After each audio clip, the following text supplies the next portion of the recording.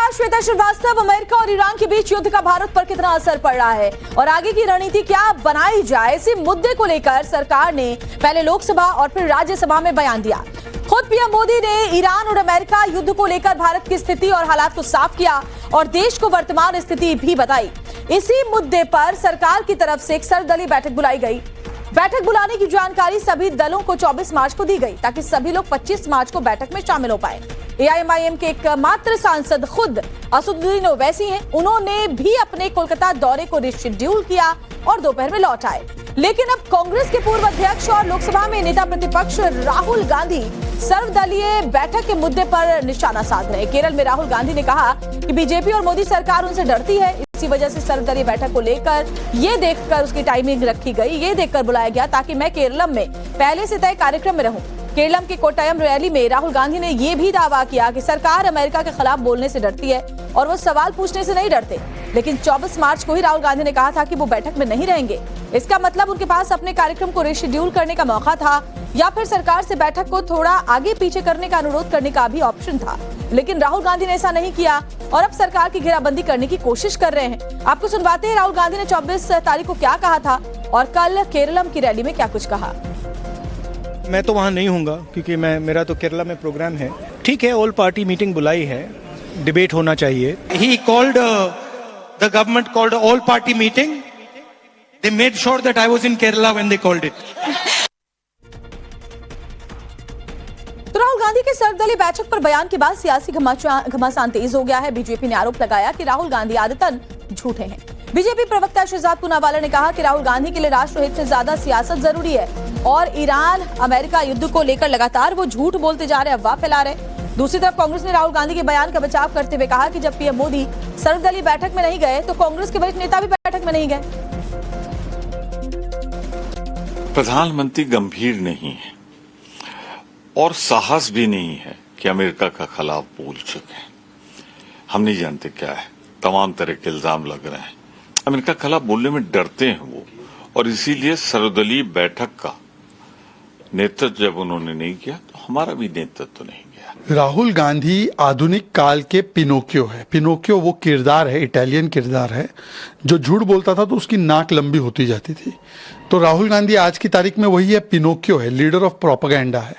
राहुल गांधी को याद नहीं रहता 24 को जब अनाउंस हुआ कि भाई अगले दिन मतलब 25 तारीख को ऑल पार्टी मीटिंग है, तो राहुल गांधी ने इसी कैमरे पर बोला कि मैं नहीं जाऊंगा, मैं तो केरलम चुनाव में जाऊंगा। उसी समय बोल देते कि नहीं, मैं अपने चुनाव को कैंसिल करके मैं इस चुनौती पे आना चाहता हूं। पर Rahul Gandhi supreme court certified झूठे हैं। सुप्रीम कोर्ट ने बताया कि इन्होंने रफाल पे झूठ बोला, चौकीदार चोर है पे झूठ बोला, सावरकर जी पर झूठ बोला। अरे झूठ बोलना बंद करो, आप झूठों के you are the father of lies. तो आरोप प्रत्यारोप का दौर जारी है और हमारे साथ देखिए खास मेहमान जुड़े हुए निखिल जैन हमारे साथ राजनीतिक विश्लेषक के तौर पर जुड़े हुए हैं। निखिल जी स्वागत है आपका। धनंजय गिरी हमारे साथ बीजेपी प्रवक्ता जुड़े हुए हैं। धनंजय जी आपका भी स्वागत है। अनंत विजय वरिष्ठ पत्रकार के तौर पर हमारे साथ जुड़े हैं। अनंत जी आपका भी बहुत बहुत स्वागत है।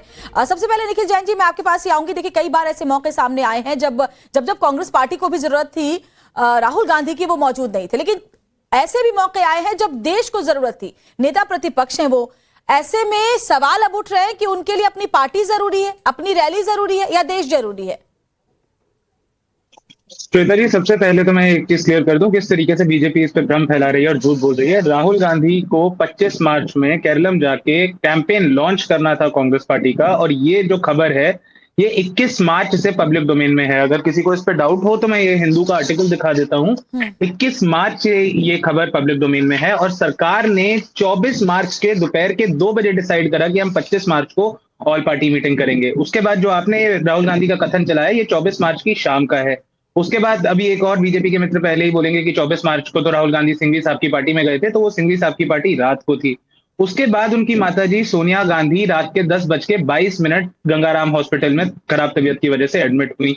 उसके बाद अगले दिन 25 मार्च को 1 या 2 बजे दोपहर में खबर आई कि राहुल गांधी केरला नहीं जाएंगे क्योंकि उनकी माता बीमार है, और उन्होंने रैली को वह वीडियो कॉन्फ्रेंस से संबोधित करा। और उसके बाद 5 बजे ये ऑल पार्टी मीटिंग हुई। और इतना भी आप तो पत्रकार हैं, आप जानती होंगी 25 मार्च को ये खबरें भी चल रही थी कि किस तरीके से सोनिया गांधी की तबीयत बहुत ही ज्यादा खराब है और उनकी जान को खतरा है। अब अगर किसी बेटे की माँ की जान को खतरा हो, तो आप ये कह वो रहे एक हैं चुनावी कि कार्यक्रम में राहुल ना जाए गांधी तो मुझे सर्वदलीय उसका बैठक कुछ में गलत इसलिए नहीं शामिल नहीं हुए क्योंकि सोनिया गांधी जी की तबीयत खराब थी, वो नहीं गए थे वहां केरल। मैं दो चीजें कह रहा हूं। पहली चीज कि जब सरकार को पता था कि नेता प्रतिपक्ष का एक बहुत इंपॉर्टेंट पॉलिटिकल कार्यक्रम 25 मार्च को शेड्यूल्ड है, तो उसी दिन ऑल पार्टी मीटिंग क्यों रखी गई? और दूसरी चीज, 25 मार्च की तारीख को फाइनली राहुल गांधी अपनी माताश्री की तबियत खराब होने के कारण नहीं जा पाए। अगर सरकार की मंशा ठीक होती, नियत साफ होती, तो सरकार ने बैठक 24 को रख दी होती या ठीक है। 26 को रख दी तो होती। इसका जवाब हम और धनंजय लास्ट गिरि जी बात, से ले लेते हैं। कितनी धनंजय जी, गंभीर सरकार इस बारे में है। धनंजय जी, सवाल मोदी खुद कई नहीं थे उस दफे मीटिंग में। विपक्ष ये उठा चुका है कि जानबूझकर इस तरीके से कोई भी इस तरह की मीटिंग रखी जाती है। राहुल गांधी का शेड्यूल पहले से देखिए नेता प्रतिपक्ष है, पता होता है, बावजूद इसके रखी जाती है ताकि राहुल गांधी इसमें शामिल ना हो। वो नेता प्रतिपक्ष हैं, क्या उनसे सलाह मशविरा करके उनके कंसेंसस से कोई बैठक नहीं रखी जा सकती है? चलिए, सबसे बड़ी बात यह है कि राहुल गांधी का है ना कि सिर्फ हंगामा खड़ा करना उनका मकसद है। उनकी कोशिश यह है कि उनकी सूरत चमकनी चाहिए। आप जब भी देखेंगे लगातार राहुल गांधी जो नॉन सीरियस पॉलिटिशियन, आप उनको हर मुद्दे पर देखेंगे, सीरियस मुद्दे पर नॉन सीरियस बात करेंगे और नॉन सीरियस मुद्दे पर सीरियस बात करते हुए नजर आएंगे। आपने बताइए, राहुल गांधी को पार्लियामेंट का अगर आप उनका प्रेजेंस उठा करके देखेंगे तो भी 60% के नीचे हमेशा से राहुल गांधी ज्यादातर विदेशी यात्राओं में मशगूल होते हैं। और अभी कह रहे थे कि अमेरिका से डरते हैं। भाई, आपने भारत के पक्ष में कब बोला या बताएं? आप विदेश की धरती पर जाकर के भी भारत माता को और भारतवासियों को, भारतीयता को अपमानित करने का ही प्रयास करते हैं। दूसरी बात, आप कहें राहुल गांधी के इंटरेस्टिंग देखिए, राहुल गांधी 96 चुनाव हार चुके, सब अलग बात है। चुनाव के लिए आप जाना चाहते थे, यानी कि आपके लिए दल बड़ा है, देश पीछे है। आप केरल की बात करें, केरल पॉलिटिक्स की बात करें, तो केरल में आप जब चुनाव हार जाएंगे, तब उनकी सीरियसनेस में बता रहा हूं, सिर्फ जब आप चुनाव हार जाएंगे तब आप आरोप लगाएंगे कि नहीं वोट चोरी हो गई। भाई, केरल के लोकल चुनाव में भी आप हार चुके हैं। लेकिन धनंजय जी, ये सवाल तो विपक्ष उठा रहा है कि आप एक दिन पहले क्यों डिसाइड करते? ईरान का मामला कोई नया तो है नहीं, बहुत वक्त से चल रहा था, ऐसे में आप कुछ वक्त नहीं दे सकते थे सर्वदलीय बैठक के लिए? इस पर एक छोटा सा जवाब दीजिए, फिर मैं आगे बढ़ूंगी। राहुल गांधी जी को सूचना थी और राहुल गांधी दूसरे दिन वैसे भी नहीं गए। देखिए, माता जी की बीमारी पर मैं कुछ नहीं कहूंगा, वो निजी मामला है और माता की सेवा में रहे, उसके लिए कुछ नहीं। लेकिन राहुल गांधी ने खुद ही कहा था कि किसकी कोई जरूरत नहीं। सर्वदलीय बैठक जब रख दी गई तो उन्होंने इसको कई बार किसी कहा कि इसकी जरूरत नहीं, और खुद कह रहे हैं ऐसे समय में रखा। भाई, आप उस समय दल की मीटिंग एक दिन बाद हो सकती थी, पहले भी आप ये तय कर सकते थे कि दल को हम ऐसे ही एड्रेस कर देंगे जैसे बाद में किया। यानी कि देश अगर महत्वपूर्ण होता, मैं मानता हूं कि माता महत्वपूर्ण है, इसमें कोई दो राय नहीं, लेकिन क्या भारत माता भी महत्वपूर्ण है? सवाल तो राहुल गांधी के सामने खड़ा होता है। ये तो निजी चॉइस है, लेकिन निखिल जी, ये बात तो है कि राहुल गांधी ने ये बात पहले ही कह दी थी जिस बात का वो जिक्र करे। और निखिल जी, मेरे पास ये ना पूरी की पूरी एक फहरिस्त है जिसमें कब कब जरूरी मौकों पर राहुल गांधी नहीं रहे हैं, उसकी फहरिस्त। इतनी फहरिस्त रखने का तो वक्त नहीं है, लेकिन आपको पता खुद है कि लोकसभा में भी राहुल गांधी की जो उपस्थिति रहती है वो बहुत ही कम परसेंटेज रहती है नेता प्रतिपक्ष के तौर पर। इस पर आप क्या कहेंगे? आपको नहीं लगता कि राहुल गांधी को कम से कम अपनी उपस्थिति, अपनी मौजूदगी कांग्रेस पार्टी के लिए रखनी चाहिए देश के जरूरी मुद्दों पर? प्रदरी, जाहिर सी बात है, बतौर नेता प्रतिपक्ष राहुल गांधी को संसद में मौजूद रहना चाहिए। जनता की आवाज, कांग्रेस पार्टी की आवाज, अपने सांसदों की आवाज उठानी चाहिए। और जब भी वो आवाज उठाने की कोशिश करते हैं तो उनका या तो माइक बंद कर दिया जाता है, उन पे से कैमरा हटा दिया जाता है, उनको बदतमीज कह दिया जाता है, उनकी बात नहीं सुनी जाती, उनको हर चीज के लिए ऑथेंटिकेट करने को कहा जाता है। निखिल जैन जी, हम बात यहाँ उपस्थिति की कर रहे हैं, क्या उनके एंट्री पर थोड़ी ना बैन लगा दिया जाता है? वो पहुंचे तो सही। नहीं, तो उपस्थिति तो बिल्कुल रहती है राहुल गांधी की। आप राहुल गांधी पे सवाल खड़े कर रही हैं। मैं बताऊं आपको, मैं आपको बताऊं क्या पूरी लिस्ट की वो कब कब नदारद रहे हैं। देखिए, 16वीं लोकसभा में उनकी संसद में उपस्थिति 50 से 60% थी। बजट सत्र 2015 में राहुल गांधी 56 दिनों की विदेश यात्रा पर चले गए थे। ये देखिए, लोकसभा चुनाव के बाद विदेश जो 2019 थी उसमें भी विदेश यात्रा पर थे। चुनाव के नतीजों के बाद कोविड संकट में 2020 में राहुल गांधी विदेश यात्रा पर थे। ठीक है, प्रधानमंत्री मोदी की कितनी उपस्थिति थी आप ये बताइए। अभी जो बजट सत्र चल रहा है उसके पहले भाग में प्रधानमंत्री केवल एक दिन आए। देखिए, मुझे एक बात बताइए, विपक्ष लगातार ईरान पे क्या है सरकार का स्टैंड, ईरान पर क्या है सरकार का स्टैंड, विपक्ष लगातार सवाल उठा रहा था। जब बोलने का मौका मिला आपको सर्वदलीय बैठक में, तब तो अपनी बात रखने के लिए मौजूद रहना चाहिए था। प्रधानमंत्री ने तो लोकसभा और राज्यसभा में दोनों में संबोधित किया ही। पहली बात, कांग्रेस पार्टी के और बाकी विपक्षी दलों के प्रतिनिधि उस सर्वदलीय बैठक में थे। दूसरी बात, जो समूचे विपक्ष की मांग थी, कांग्रेस पार्टी की भी और बाकी विपक्षी पार्टियों की भी, कि सरकार को इस मुद्दे पे, इस गंभीर मुद्दे पे संसद के पटल पे चर्चा करनी चाहिए। लेकिन सरकार ने क्या करी, 2 यूनिलैटरल वन साइडेड स्टेटमेंट दे दी और उसके बाद बोला कि हम सर्वदलीय बैठक में बात करेंगे। वो सर्वदलीय बैठक बिल्कुल ऐसे शेड्यूल करी गई कि नेता प्रतिपक्ष को जब केरलम में अपना कैंपेन लॉन्च करना है, अब धनंजय जी बहुत सीनियर आदमी हैं, देश भर में ट्रैवल करते हैं चुनाव के चलते, ये भली बात ही जानते हैं कि जब किसी पार्टी को अपना कैंपेन लॉन्च करना होता है वो शिफ्ट नहीं करा जा सकता। कैंपेन लॉन्च की तैयारियां हफ्तों से चलती हैं, उसमें मंत्री, मुख्यमंत्री, बड़े-बड़े नेताओं की पूरी उपस्थिति रहती है। ठीक है, आपने तो बताया कि वो नहीं गए। समय पे अगर किसी की माताश्री की जान पे बन आए तो क्या आप चाहती हैं कि वो सिर्फ अपना काम करे? बिल्कुल नहीं, बिल्कुल भी नहीं, और कोई ऐसा चाहता भी नहीं है। आप लेकिन बात सिर्फ इस मौके की है ही नहीं, बात सिर्फ इस मौके की है नहीं निखिल जी, बात कई ऐसे मौकों की है। अनंत विजय सर भी हमारे साथ जुड़े हुए हैं। अनंत विजय जी, आप किससे इत्तेफाक रखते हैं? देखिए, एक वरिष्ठ पत्रकार हैं आप। कांग्रेस का ये कहना है कि जानबूझकर इस तरह से डेट्स रखे जाते हैं ताकि नेता प्रतिपक्ष उसमें शामिल ना हो, उनके प्रोग्राम का पहले से ही, क्योंकि विवरण हर जगह होता है, उसको देख करके रखा जाता है। तो वहीं बीजेपी कहती है कि आप हर मुद्दे पर पहले हल्ला तो मचाते हैं, लेकिन फिर चाहे वो सदन के अंदर हो या फिर सदन के बाहर, जब चर्चा का मौका होता है तो आप चर्चा में शामिल ही नहीं होते। अनंत जी, आपका माइक म्यूट है। जी, श्वेता जी, बहुत अच्छा तर्क अभी मेरे मित्र निखिल जैन जी ने दिया है कि राहुल गांधी का माइक ऑफ कर दिया जाता है, राहुल गांधी से कैमरा हटा दिया जाता है, इसलिए वो संसद में आना छोड़ दिया है। ये बहुत अच्छा तर्क है, ये तर्क सबके गले उतरता है, क्योंकि अगर बोलने नहीं दिया जाएगा तो वो आना बंद कर देंगे। ये नहीं बोला कि वो संसद में आना छोड़ दिया, उन्होंने ये नहीं बोला। उन्होंने मतलब उनके कहने का अर्थ यही था कि इतनी बाधाएं उन पर आती हैं इसलिए नहीं आते, लेकिन उनसे ये पूछा जाना चाहिए निखिल जैन जी से कि पहलगांव पर जो सर्वदलीय बैठक हुई थी उसको अटेंड करने के अलावा राहुल गांधी ने पिछले 10 वर्षों में, चलिए नेता प्रतिपक्ष अभी बने 2024 में, मैं मानता हूं इस बात को, लेकिन उसके पहले वो कांग्रेस पार्टी के अध्यक्ष रहे, उस नाते भी कौन से बड़े मुद्दे पर सरकार के बुलाई गई सर्वदलीय बैठक में राहुल गांधी शामिल हुए, कौन से बड़े मुद्दे पर चर्चा को इनिशिएट किया, कौन से बड़े मुद्दे पर उन्होंने बजट से लेके तमाम मुद्दे हुए उस पे उन्होंने भाषण दिए। तो जो बड़े मुद्दे होते हैं उस पर श्रीमान राहुल गांधी जी, कहीं वो अंतर्राष्ट्रीय मुद्दा उनके लिए बहुत महत्वपूर्ण होता है, वो वहां चले जाते हैं। अब आपको याद होगा अभी ये चुनाव की बड़ी चर्चा कर रहे थे कि चुनाव का कैंपेन नहीं टाला जा सकता, ये नहीं हो सकता। इनको मैं याद दिलाता हूं कि जब बिहार में चुनाव का कैंपेन चल रहा था और 16 दिनों की पदयात्रा करने के बाद क्या वो बिहार गए थे?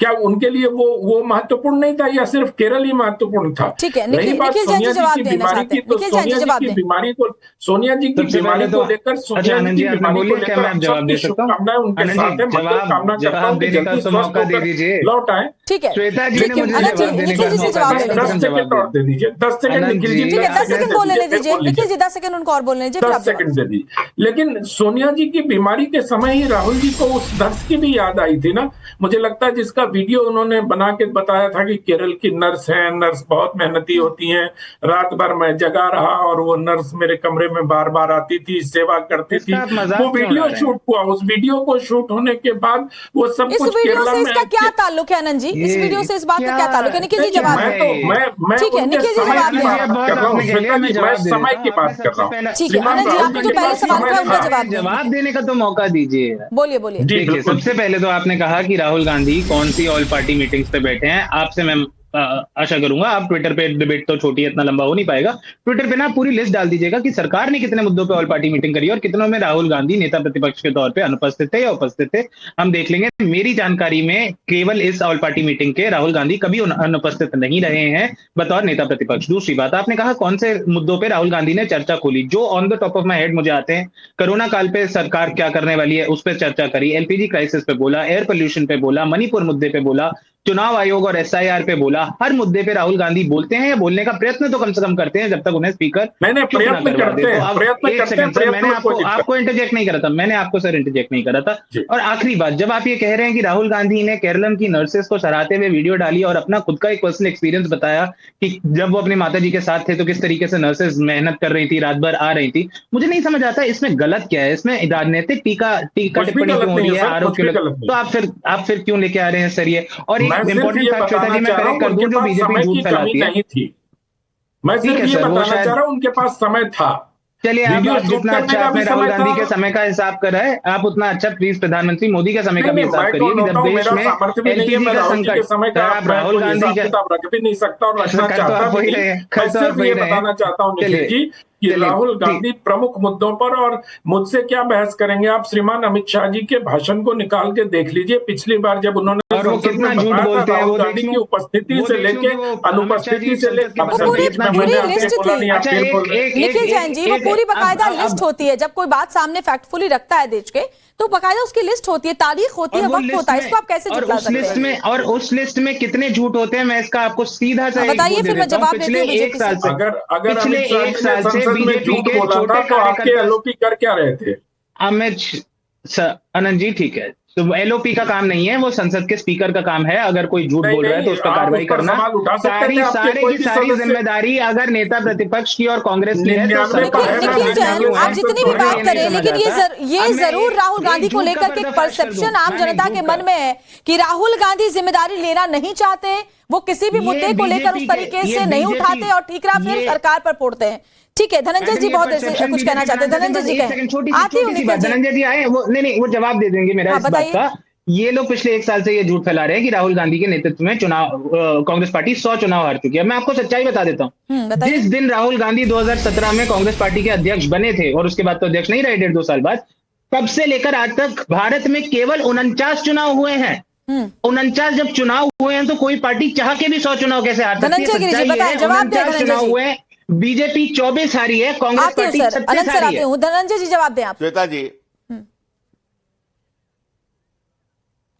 श्वेता जी, एक बात बहुत अच्छी कही निखिल जैन ने कि प्रयास राहुल गांधी बहुत अच्छा करते हैं। चाहे वो सारे प्रयास उनके फलीभूत न हो पाए, कोई भी फलीभूत न हो पाए, चाहे कैबिनेट कमेटी का मीटिंग फाड़ने से लेकर के तमाम प्रयास उनके देश में सराहनीय रहे हैं और बहुत हद तक आनंद मनोरंजक भी रहते हैं। आप बताइए, कह रहे हैं तो भाई राहुल गांधी अभी भी तो पार्टी के अध्यक्ष नहीं है, फिर वो चुनाव कैंपेन रन करने जा रहे हैं। यानी कि अगर वो चुनाव हार जाएंगे तो कहेंगे कि राहुल गांधी के नेतृत्व में नहीं हारे, जो कि हारना ही है। पिछली बार केरल में एक बार यूडीएफ आता है, एक बार कांग्रेस आता है, पिछली बार ये टूट गया, कांग्रेस को आना था, फिर से कम्युनिस्ट आ गई। आप कहें राहुल गांधी अध्यक्ष तो नहीं है भाई, तो राहुल गांधी चुनाव कैंपेन, राहुल गांधी ने जिस दिन से पार्टी की कमान संभाली, हाई कमान बन गए, उस दिन से टोटल चुनाव छोटे बड़े मिलाकर निखिल जी, बहुत अच्छी बात आपकी है कि आप कभी भी अपने दूसरे पक्ष को टोकते नहीं, बीच में पूरी बात सुनते हैं और केरल क्या, श्वेता जी जवाब देते हैं। श्वेता जी, सभी लोगों को, मुझे लगता है सभी मेहमानों को ऐसा करना चाहिए। श्वेता जी एक मिनट, श्वेता जी बोलिए धनंजय जी, फटाफट से बोलिए, फिर निखिल जी बोलना चाह रहे हैं। श्वेता जी, मैं कह रहा हूं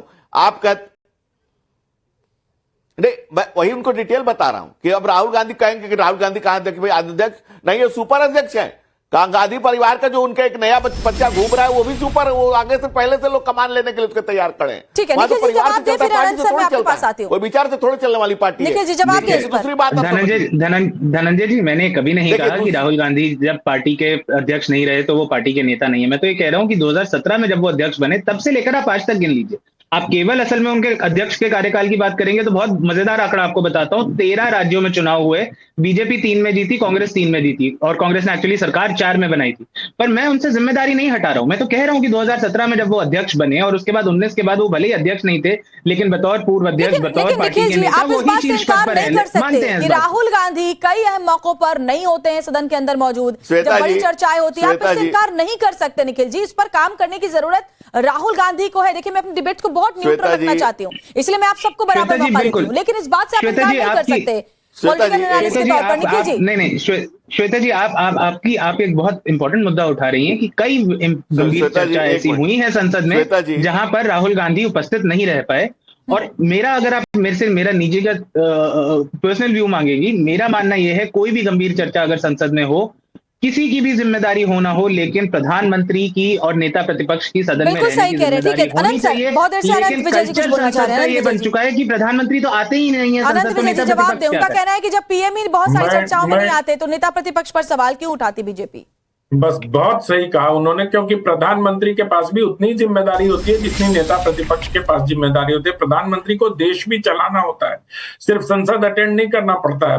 नेता प्रतिपक्ष के पास अपने मंत्रालयों की कोई जिम्मेदारी नहीं होती निखिल जी, इसलिए नेता प्रतिपक्ष ये कहकर नहीं चुप हो सकता है कि प्रधानमंत्री सदन में नहीं आते। तो मतलब आप दोनों का अटेंडेंस ठीक है, देख निखिल लीजिए। जैन जी क्या कहना चाहते हैं आप इस पर? देखिए ये वाला जो तर्क है ना देना बहुत आसान है कि प्रधानमंत्री को तो मंत्री पद का पदभार है, पर प्रधानमंत्री के पास उस मंत्री पद को संभालने के लिए बहुत बड़े सचिवालय होते हैं, सचिव होते हैं, कैबिनेट सेक्रेटरी होते हैं।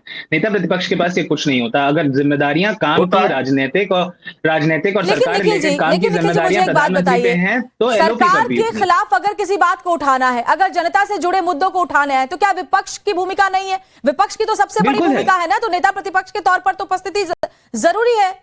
बिल्कुल है मैम। आप ये बताइए कि अगर केरला जैसे एक इंपॉर्टेंट राज्य का चुनाव हो रहा है तो आप क्या चाहती हैं कि कांग्रेस पार्टी के जो शीर्ष नेता हैं वो बिल्कुल जाए, कैंपेन लेकिन लॉन्च ना करना सर्वदलीय बैठक के लिए जैसे ओवैसी ने अपनी रैली को बंगाल में पोस्टपोन किया, वो भी कर सकते थे। वो बात इतर है कि सोनिया जी की तबीयत अरे खराब हो गई, वो नहीं आ पाए, लेकिन वो पहले ही बोल चुके थे कि मैं नहीं जाऊंगा। धनंजय गिरी जी, ओवैसी जी की पार्टी बंगाल में एक अदनी सी पार्टी है, शायद उनका एक भी विधायक नहीं है। सर कांग्रेस ओवैसी की केरला पार्टी में और एक आपकी मजबूत पार्टी प्लेयर है बंगाल में तो कम और से कम बिहार- बराबर है। बंगाल में तो कम से कम बराबर है। स्टोरी इतनी मत देखिए, पर 2-2.5% आपके पास भी वोट है और ओवैसी के पास भी इस बार उतने ही वोट आ जाएंगे, चिंता मत करिए। और एक और फैक्चुअल करेक्शन कर दूं, आपने कहा था कि राहुल गांधी बिहार चुनाव में नहीं गए थे। राहुल गांधी बिहार चुनाव में गए थे, मैं खुद बिहार में था उस समय पे जब कहां से कॉफी बनाने के बाद वापस लौटे थे, ये भी तो बताओ जनता को। कहीं निखिल कॉफी जैन बना जी, के चले एक गए तो महीना नहीं वो गए। बिहार चुनाव से नदारद थे, फिर तेजस्वी यादव ने बुलाया तब वो क्या गए बात थे। करते हैं धनंजय जी निखिल बहुत जी? देर से कुछ बोलना चाहते हैं। धनंजय जी, सवाल